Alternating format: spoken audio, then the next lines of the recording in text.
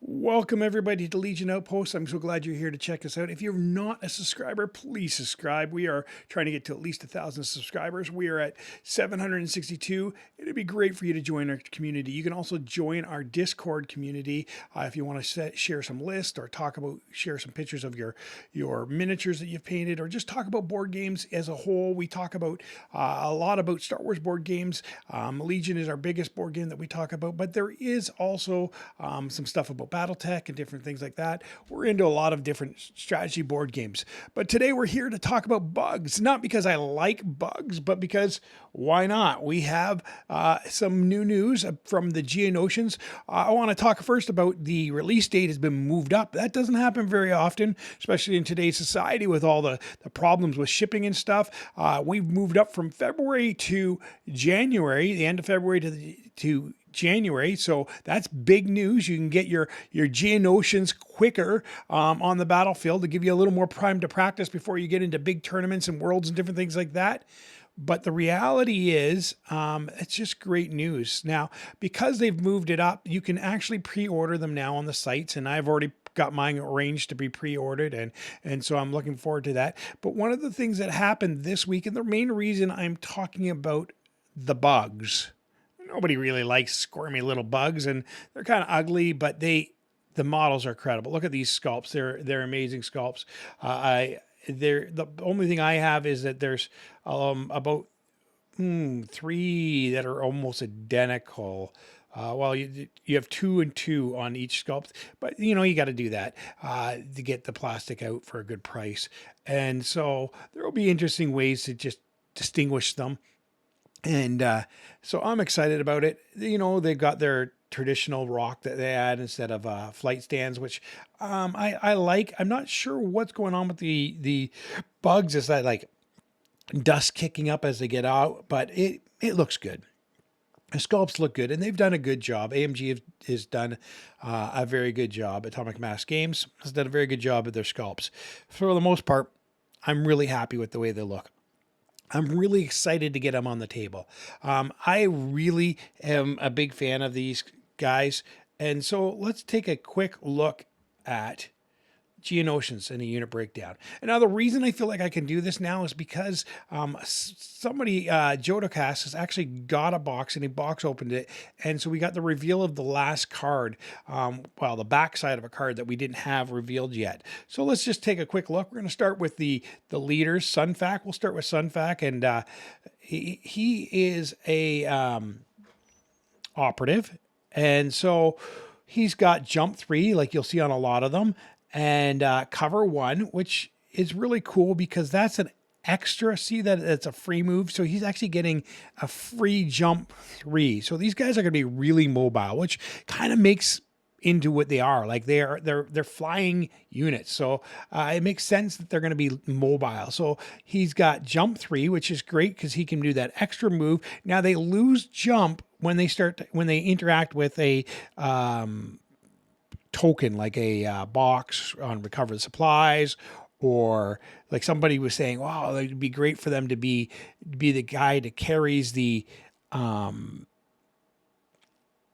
prisoner, like in the prisoner exchange, the hostage. I couldn't get that word out. Hostage.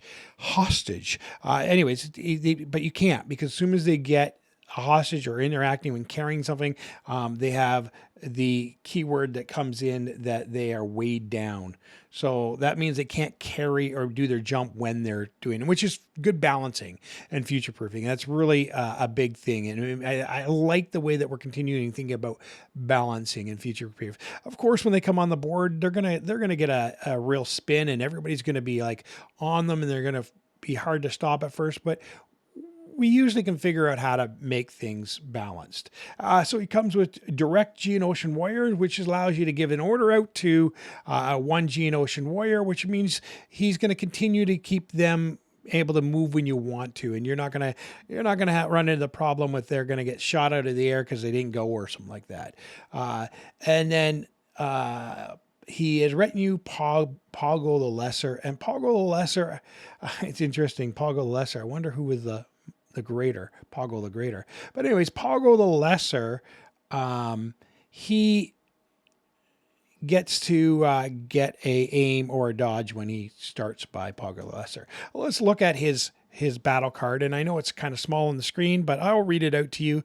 It is a 1 pip. It only comes with 1 battle card, and it's after you issue an set up 2 friendly Geonosian warriors units in range 2 of the friendly Sunfac may use jump 3. Sunfac gains agile 1 and demoralize 1. Now this is kind of cool because you get to advance your warriors who have orders.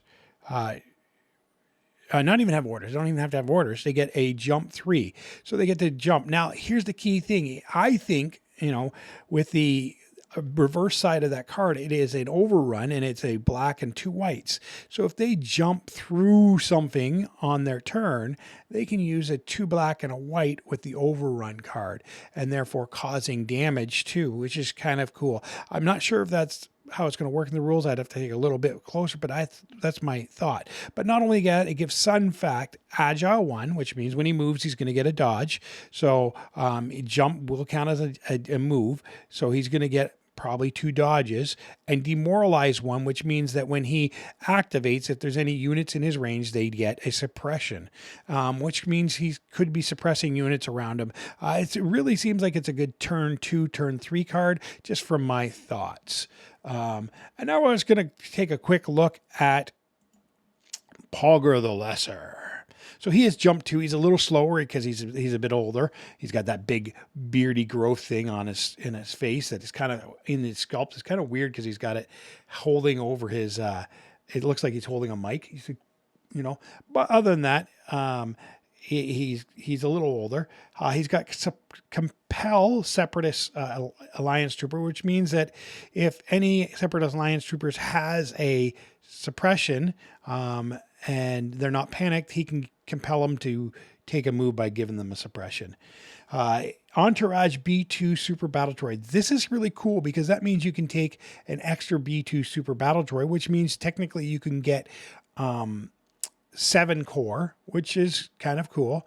And I didn't really think about that when I was making my list too much, but also it gives him an order on the B2s every time.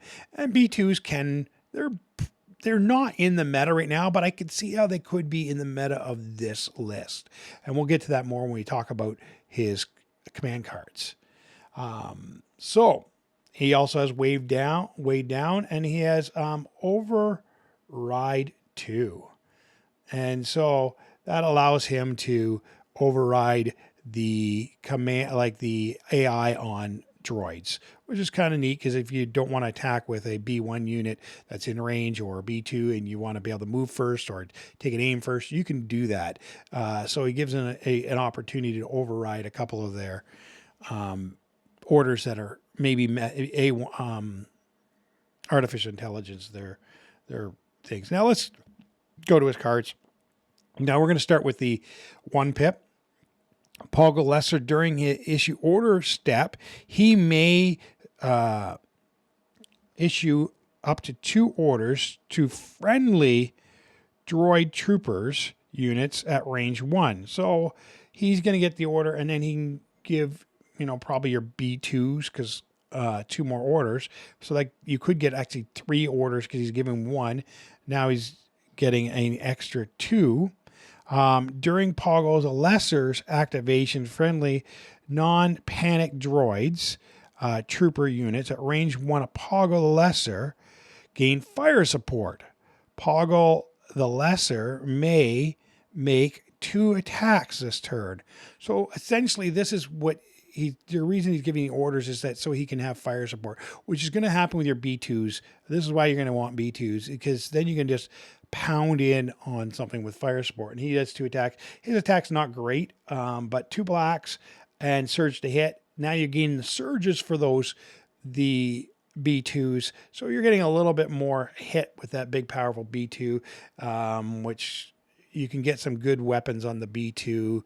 And you can, with the leader there, you could be shooting 3 red, black and white if you're range 2. There's a lot that it can add up. So let's go on to his number 2 which is We Serve the Queen. Now, this one you have to have Sun Fact in your order to do this, because what it does is it gives an order and it allows Sun Fact, he loses the direct Geonosian warriors this round, but he gains coordinate Geonosian warriors. When a friendly Geonosian warrior with face-up order token begins its turn, he gains 1 aim token and 1 dodge token. So it's just giving a little more aim and dodge tokens. So there is a kind of a way to get a few aims and dodge tokens, but it's just, they didn't want to overpower it by giving him the direct order as well. So it's just kind of a balancing thing, which is kind of cool. But I think one of the best cards is the 3-pip, technically 4-pip card. And the 4-pip card lets you give 4 droid troopers an order, and you can take that order back to bring back a model at full health. That's the key, model at full health. So if you got a B2, you're gaining 2 health back for this. It's like healing 2. So if you have 3 B2s or 4 B2s in your army and they've all lost a model, then this is a card to bring back 1 model. So technically bringing back 8 health on the battlefield, which is kind of cool. And and even if it's not B2s, you can bring back a B1, which is not great because that's only like 6 points.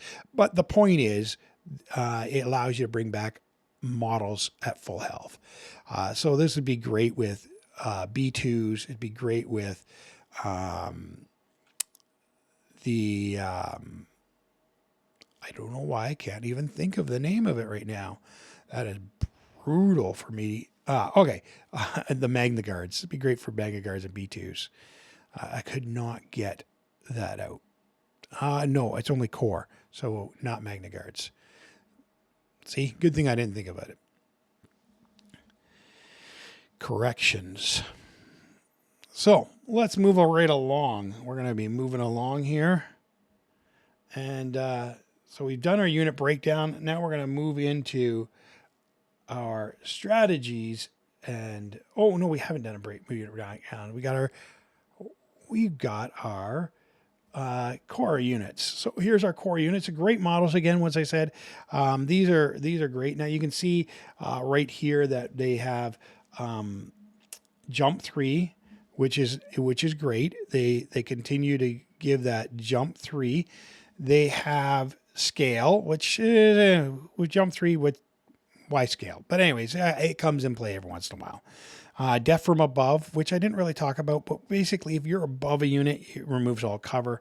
I could see this being something that should be brought back in for Mandals with jetpacks and stuff. That's just me, just kind of a death from above. Not the jump 3 for free, but that, if you're above something and you got a jetpack, you kind of should remove cover. But that's just me.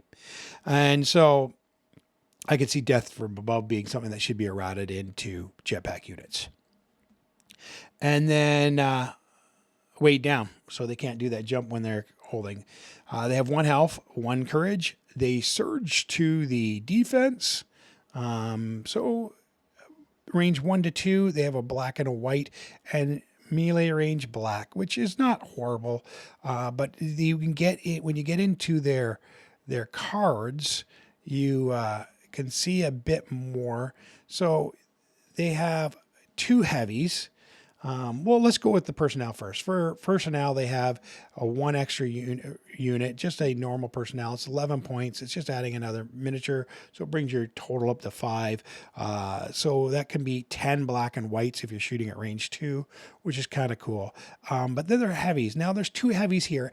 And the heavy card for the Pike is not revealed other than the fact that Jodocast did a box opening of the box that they sent him. So we get to see the other side of that card. Now we're going to go to the Sonic gun first, because that's 25 points. It adds a red, black, and a white at range 2. So you're already at range 2. If you have a full unit, that's 10 black and whites. That's 11 black and whites and a red. 10, I shouldn't say they're black and whites together. So that is 6 blacks, 6 whites to make 12 dice, then a red when you have the Sonic. So that's a pretty big hit. That's 13 dice. That's not a bad roll. And if they're shooting from above, that's 13 dice, no cover. They don't surge to the hit, but 13 dice, no cover, you should be able to get pretty good when half those are black. Throw in the red, you're going to be averaging 6 to 7 hits, which is pretty good. And I'm not doing the full math on that, but that's just my average on the things. Now, the big thing about this is it's got scatter and impact 1. So if you are shooting something with armor, the impact obviously converts to get to a crit to get into the armor. But the scatter allows you to pull the unit out of cover maybe. You don't get to remove the leader, but you can cohere the other units, causing them to be outside of a bunker or something, which will help other units firing into them that don't negate cover, like from Death Above. So that's kind of the advantage of that. But it's 25 points. Now, the 15 points, which is 10 points lesser, and that wasn't a pun intended, is a pike staff, which if you get into melee, you get the 5 black, which, if you're shooting, you're still getting the 6 black, 6 white. If you get into melee, you get 6 black and a red, which is decent. That's a pretty decent thing for the cost. You're going to be able to tie up something and make combat. But the other thing is, while you're flying up 2 in your jump 3 and you fly through it, you get to do an overrun attack. Now, the overrun attack is only a black and 2 whites, but that's 3 dice you're throwing on something. Overrun does not be affected by cover. So it is 2 black and 2 white, throw it into suppressive. Now the weapon's also suppressive. So you've flown over a unit, you do the overrun, you get suppressive on them, and then you come back and you attack them.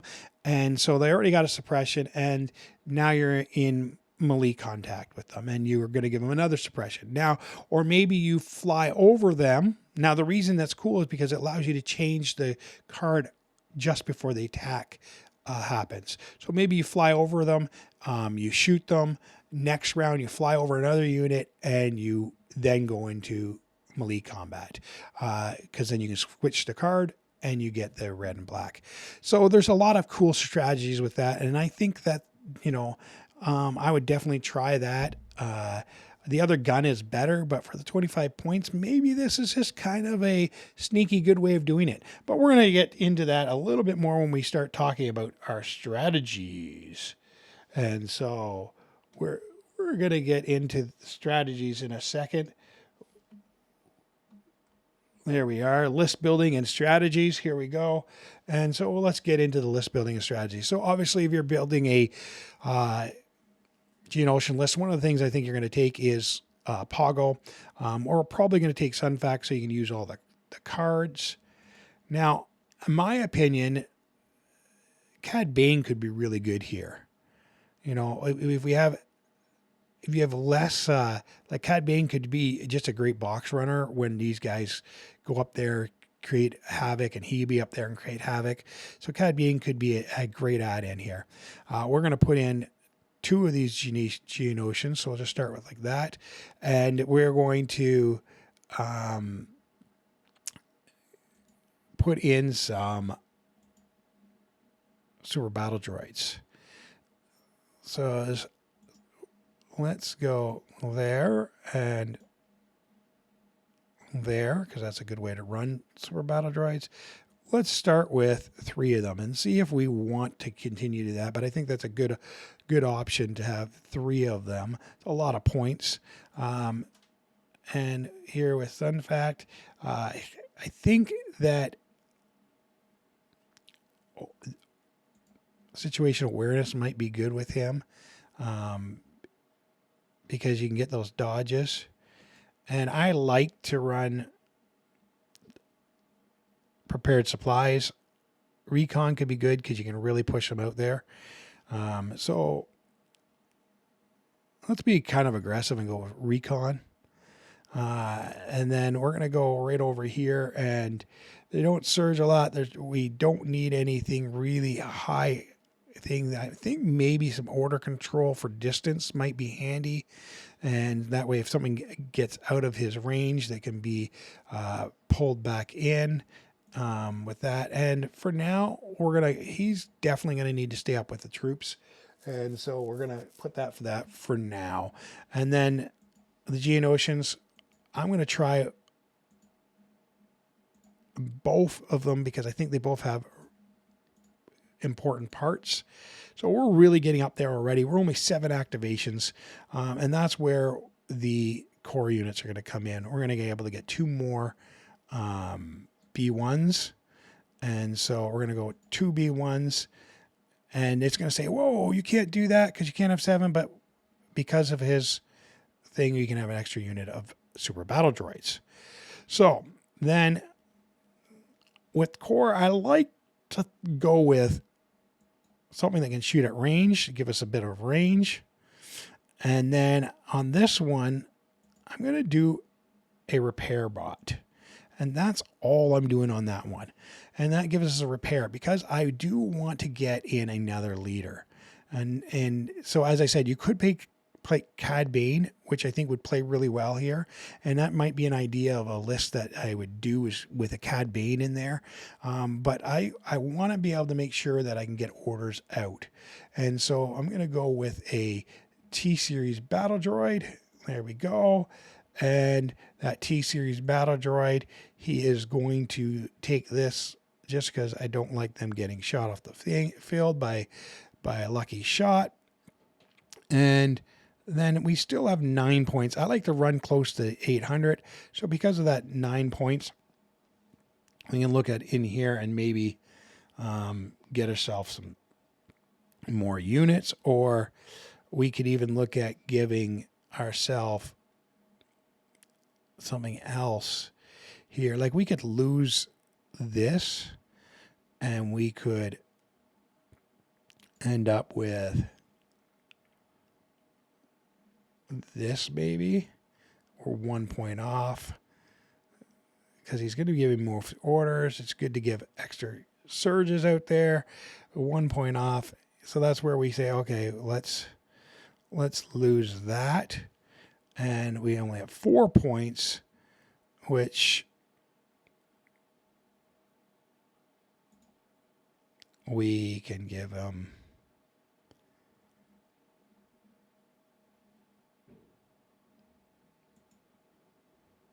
4 points. He's not going to be doing any of that. Sun Fact. Let's give Sun Fact something with us 4 points. I like getting that chance at extra dodge when he's not given something. So that's 800 points, 10 activations. Not bad. I still like Cad Bane. The other list I made with this is a Cad Bane list. And so I think Cad Bane fits in there pretty good. If you're doing Cad Bane, you pretty much got to take out one of the B2s and do it that way. But I think this list is pretty strong. 10 activations. So you got Poggle, you've got Geonosian Warriors, 2 of them, which gives you lots of guys to go up front quick. Sun Fact. They don't move back as quick. You know, I think this is a good list. Cad Bane one might be a little stronger. We'll take a look at that in a second. But when we get into this, you're going to take this for sure, this, and then the 4-pip. And then I'm going to take that because I have the droid commander, and the last 3-pip might be Roger. Yeah. And so that gives us a pretty good thing. And objectives you're going to work on is breakthrough. Definitely a good objective for this. You can't do bombing run with them because they can't carry. Well, you can do bombing run with them, but they can't carry the bombs while they fly. So that kind of limits that a bit. the hostage exchange still would be pretty good at hostage exchange because your hostage carrier would be a B1, I mean a B2 battle droids, which are pretty good at taking hits. Unless you just stick your droid out there, and if that's the case, you would take your droid and maybe make him a little more biffy. You can't really make him that buffy, but recover the supplies definitely because you can get to them quick. Sabotage moisture wrappers, you can get to them back. You can even probably get to the enemy's moisture evaporator and harass them. And then I'm going to go with key positions as the last one. Now, deployment, there's two ways of looking at this. Because you got so much speed, you could want long march so you can get to the middle quicker and set up before everybody else. Or you could say, I want to be really close to them and do really big hittings because it's the super battle droids. So I'm going to definitely take that one. I like this, which is hemmed in. I think it gives you, if you're the blue player, a better positioning for your boxes and different things like that. Danger close. Again, because you're running B2s, any of these things that put you close, there's not a bad thing. So danger's close. And then I like disarray. And because you have the droids, you could do this and kind of make the a unit off to the side, Geonosians and super battle droids together, and then the tactical droids and stuff on the other side. So I'm going to go with disarray. And so conditions, I don't hate limited visibility. The only thing I got that can shoot range is my rocket launcher. So I'm not hating limited visibility. So I'm going to go with that.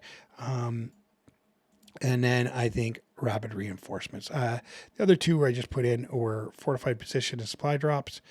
They don't hurt anything. Rapid reinforcements could be cool. If they were considered hovering, I would use the minefield because you could kind of fly over the mines, but that's not the way it's said. So I'm going to go rapid reinforcements because you could throw a B2 right behind somebody. You could do a few different things on that one and cause a lot of shenanigans. Now, here's the thing. Let's alter this. Let's add in our favorite bounty hunter. And with our favorite bounty hunter in, it will change the cards that you pick a bit. So we're going to definitely get rid of the orbital strike. And we're going to get rid of Roger Roger. And then we'll look at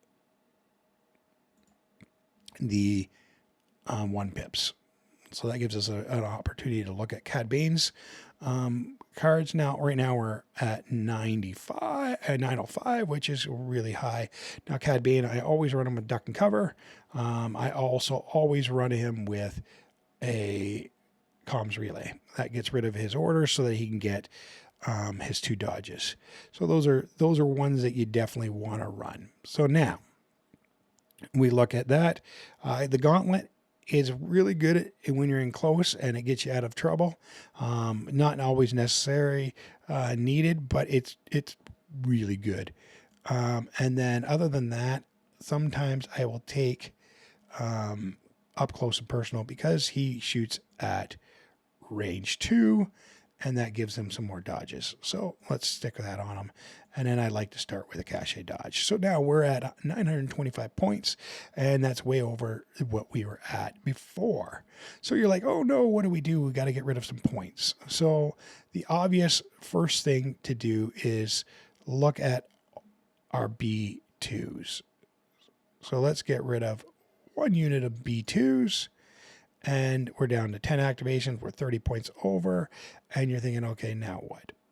So the next thing you can do is quickly get rid of those 2 units and bring it right up to 8. And you're running 2 naked B1s, keeping it at 10 activations. And your B1s basically become fishing for crits and activating the moisture evaporators. So that's that. Now this gives you a better press towards recover the supplies. Sabotage moisture evaporator, still good. Key position's good.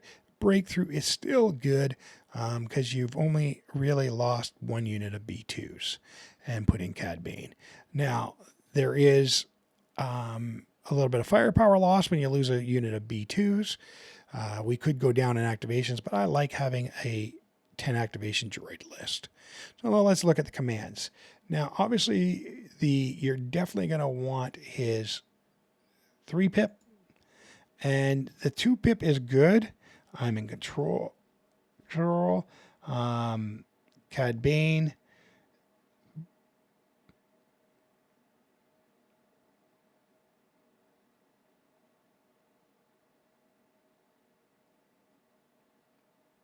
Yeah, I like the orbital strike better. So we're going to go with the orbital strike. Now, here's where it comes down to. We got Poggle the Lesser's card, which allows fire support, which is really good. We got Cad Bane, which uncanny luck, and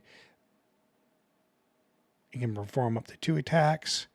I'm going to, because we're going more Cad Bane as a spice, I'm going to go with Poggle the Lesser's card, and that gives us a little more variety. All the leaders kind of get to do something in their orders. Now, if you lose Poggle the Lesser, you're going to lose 3 of your battle cards, which is not good. But I can't see us necessarily losing him right off the bat, and we'll get to play at least 2 of his battle cards. Unless you just run him out there and you're like, ugh. And you want him to be giving orders a lot, because we're paying 15 points for him to give extra surges out. So you want him to be giving orders. And so that's kind of where I'm going with this. And I'm kind of pretty satisfied with the way it looks. And so thank you guys for taking the time to watch this. If you got this far, I really appreciate you. Please like and subscribe, and so we can do more of these. And this is a great opportunity for us just to talk about what's coming out. I think that there's going to be, I think these will affect the meta of the game, and I think this will honestly give us some cool ways of playing the separatist. I'm playing the separatist this weekend. I am doing the battle force with the experimental droids, and I'm looking forward to all the shenanigans with the surges on the leader, and I'm excited about that. But I'm really excited about the Geonosians, not only because the models are great and they'll be fun to paint, but I think they'll have a good play life. It's nothing like getting a unit, you play it once or twice and you're like, ugh, I don't like that. It's kind of like how I felt with the Ewoks. I really like the Ewoks, and I wanted to really make Ewoks, but I found them really hard to play in my group. That's not going to say that everybody's group is like that, but I found them really hard to play. I haven't given up on them because I haven't really played them to the fullest, because I haven't got them all painted. I only painted 2 units, and so we'll see how it goes. But I really think that these Geonosians will be really cool on the battlefield. If for no other reason, they'll look great. Well, thank you for watching, and I hope to see you next time. Take a look down at the links down below where you can join our Discord server. And thank you for getting this far, and may the Force be with you.